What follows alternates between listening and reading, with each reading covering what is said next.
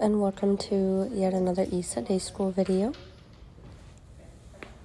I wanted to work on greeting strangers politely.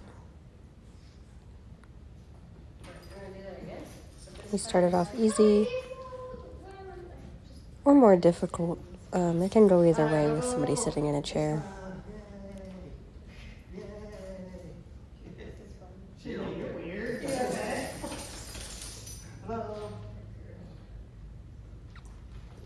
So either the handler can reward her for not jumping and for re-engaging focus with the handler, or the person that she's meeting can reward after a polite greeting. I also wanted to see if she would jump on him knowing that he had food. She did not.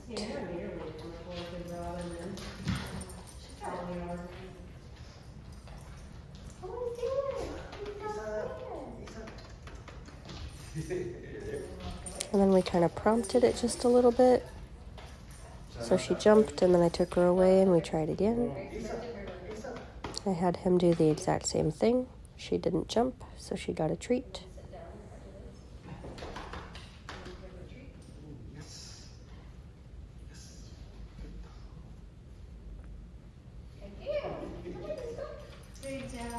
And I'll reward her for re-engaging with me as I walk away.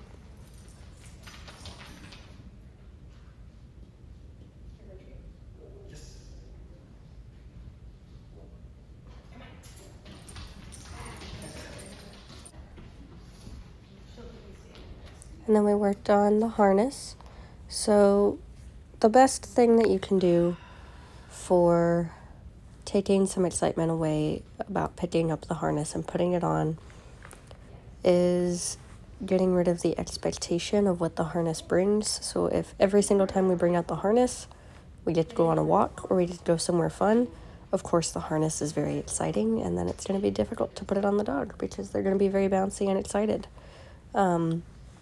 So the way to combat this, and you can do this with leashes, collars, treat bags, putting on your shoes, anything, is pick it up or put it on and then do nothing.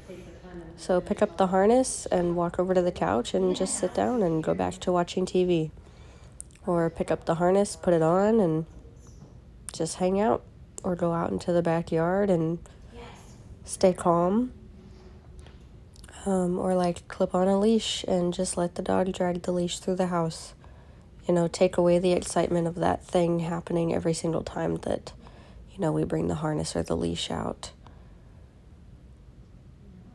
So we're kind of decreasing the overexcitability about that thing just by using habituation and making it not mean so much to the dog.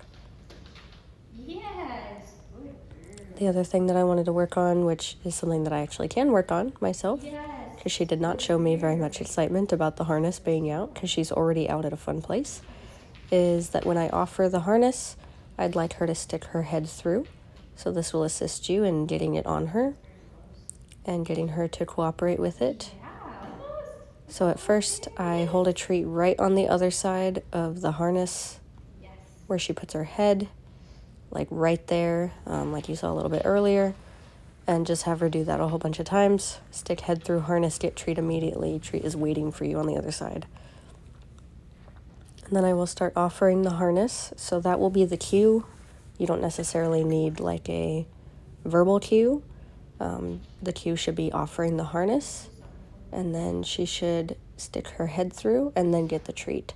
So a good in-between is like how I have the harness in between me and her right here, and then I'm holding the treat kind of to my chest. So the harness is in between her and the treat. So the idea is stick your head through the harness and get the treat. Ideally, you won't have to be holding the treat, but since this was our first session, that's how we progressed a little bit. And then we worked on some sit stays.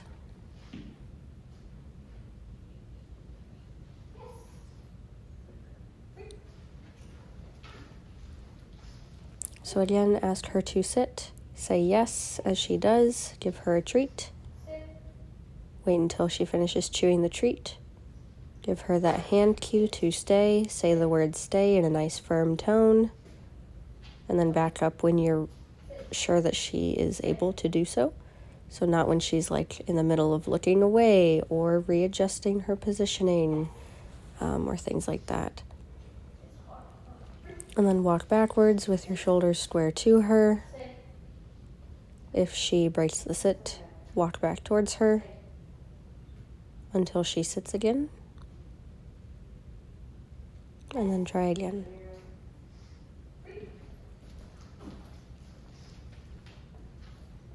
Sit. Yes. Good sit. Stay.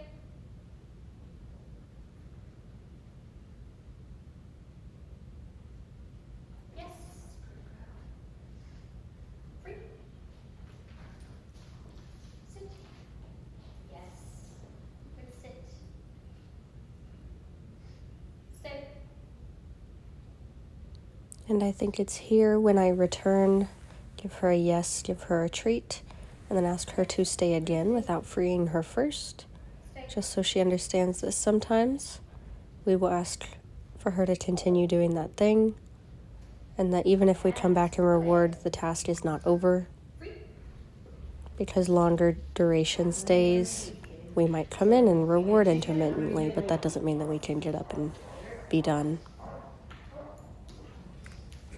And then one of our other trainers, Nicole, asked if she could work one of her dogs around Issa while I worked Issa, because we're both training for CGC type things.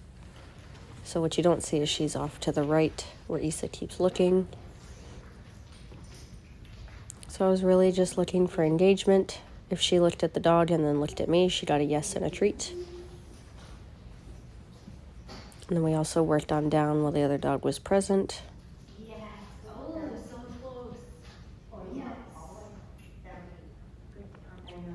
I'm looking to fade that hand lure so I don't have to bring it down so much, but also we're working with a pretty good distraction here, so I wasn't focusing on getting that hand lure faded today.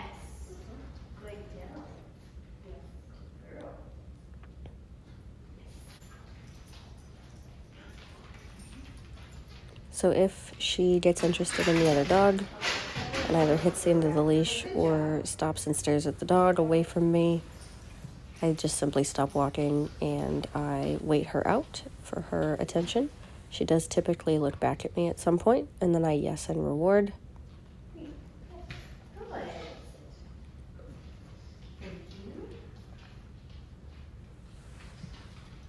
And we did some touch work here. I don't know if she knows what touch is, but it's super easy, so she did it a couple times. We did a lot of just walking around with both dogs, asking for a couple cues here and there, gauging their engagement with us. Issa was very engaged with me, maybe to a fault, because I would like her to have, looked at the dog and then looked back at me more times. But also, I'm not going to fault her for having really good handler engagement.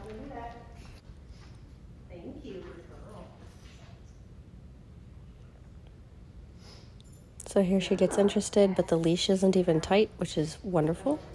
And then she turns back around and looks at me, gets a treat, gets distracted. And it's okay to look at other dogs. I like it when they look. Just can't react or pull or anything. And she doesn't do any of that with me.